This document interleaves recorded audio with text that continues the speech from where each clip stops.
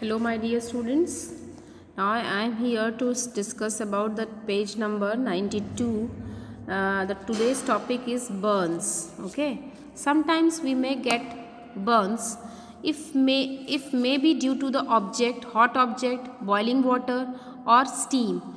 कभी कभी क्या होता है, बॉइलिंग वाटर से हाथ जल जाता है, स्टीम से हाथ जल जाता है और क्रैकर्स को बर्न करने में जल जाता है, केमिकल से जल जाता है और इलेक्ट्रिक शॉक से जलता है हाथ. तो these are the few examples of burns, how we our body gets affected by burns. Minor burns can be treated at home. Submerge the burnt areas in cold waters to give the relief from burning sensation. जो minor Burns हैं उसको क्या है कि ठंडे पानी के नीचे लगातार उस अफेक्टेड एरिया को रख दें तो बर्न्स में असर पड़ता है. Apply a paste of water and baking soda for making pain relieves. जो पेस्ट है बर्न्स का, पेस्ट बनाएं बेकिंग सोडा और वाटर का और उससे बर्निंग एरिया में लगाएं, उससे भी रिलीफ मिलता है.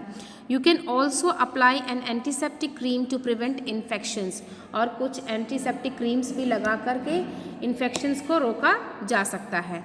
In case of severe burn do not prick the blisters. कभी भी उसको फोड़ना नहीं चाहिए छाले को. It can get affected.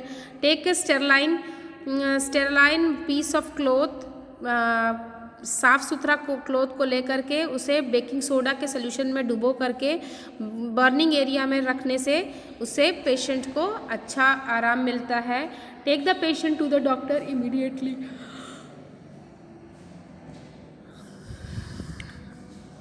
और पेशेंट को इमीडिएटली कहाँ ले जाना चाहिए? डॉक्टर के पास. In case of chemical burns wash off the chemical from the affected area with the plenty of water.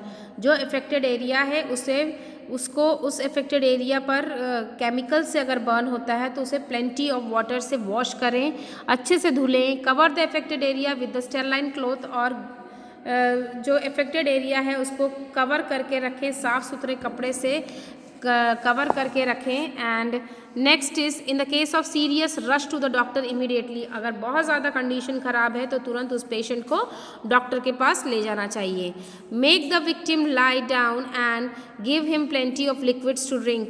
और उस जो भी पेशेंट है उसको नीचे लिटा करके बहुत सारा ड्रिंक्स, पानी उसको देना चाहिए क्योंकि अंदर से जो बर्न है वो कम हो सके. Electric shock. All the electric equipments can be dangerous, so they must be handled properly. जितने भी इलेक्ट्रिक इक्विपमेंट हैं सब डेंजरस होते हैं, इसीलिए उनको बहुत ही सावधानी से इस्तेमाल करना चाहिए. If they are not properly used, electric shock might occur. जब वो प्रॉपरली यूज़ नहीं होंगे तो हो सकता है इलेक्ट्रिक शॉक हो सकता है. And switch off the if they are not properly used. If they are not properly used, it can give electric shock. It can cause electric shock. Switch off the current or pull the wire in order to disconnect the patient from the current. जैसे ही electric shock लगती है switch off करना चाहिए जो current switch है. And pull the wire in order to disconnect the patient from the current. और तुरंत उस वायर को खींच करके निकालना चाहिए जिससे इलेक्ट्रिक शॉक लगा है. The patient should be safely remove from the site of electric shock. Always wear leather shoes और rubber soled shoes in order to separate the person from the electric shock. जब भी जिस patient को electric shock लगा है अगर उसको वहाँ से अलग करने के लिए लेदर शूज़ या रबर सोल्ड शूज़ पहनना चाहिए ताकि उस और वुडन से कुछ लकड़ी से उस ऑब्जेक्ट पर से उसका हाथ उसके बॉडी को हटाना चाहिए. But never by hand. और अपने हाथ से नहीं हटाना चाहिए. कुछ लकड़ी के पीस से, एक पीस ऑफ वुड से उसको हटाना चाहिए. अपने हाथ से ना हटाइए आप, ताकि आपको अगर आप अपने हाथ से छुएंगे आपको भी शॉक लगेगा. इसीलिए लकड़ी से हटाया जाता है उसके हाथ पे ही, क्योंकि हम हाथ से ही कोई चीज़ को छुएंगे. अगर हम हाथ से स्विच को छुए हैं उससे हमें इलेक्ट्रिक शॉक लगा है तो दूसरे पर्सन को चाहिए कि रबर सोल्ड शूज़ पहन के या लेदर के शूज़ पहन करके लकड़ी से हमारे हाथ को वहाँ से हटाएं।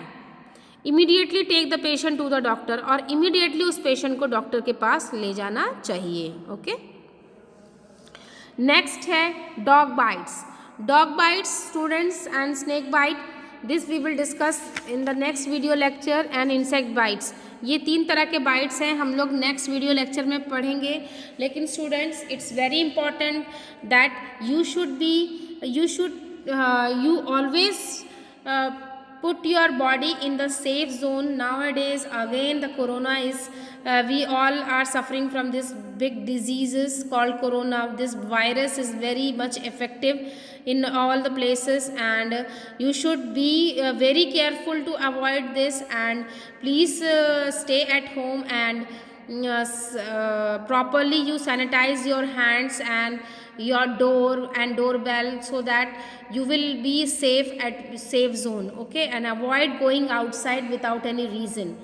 Students, this is very important, and do one thing, read the chapter very carefully, because this chapter is very important for safety rules, because these are the small incidents which happens at our home, and we should know how to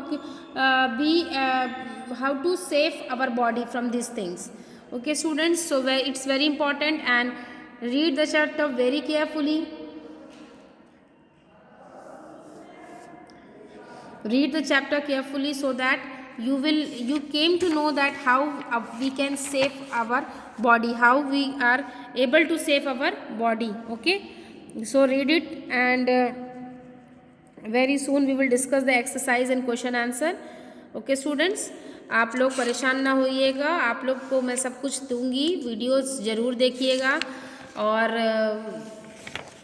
आपको question answers भी मैं लिखाऊंगी, लेकिन videos को देखने के लिए आपको साथ ही साथ रीड भी करना पड़ेगा।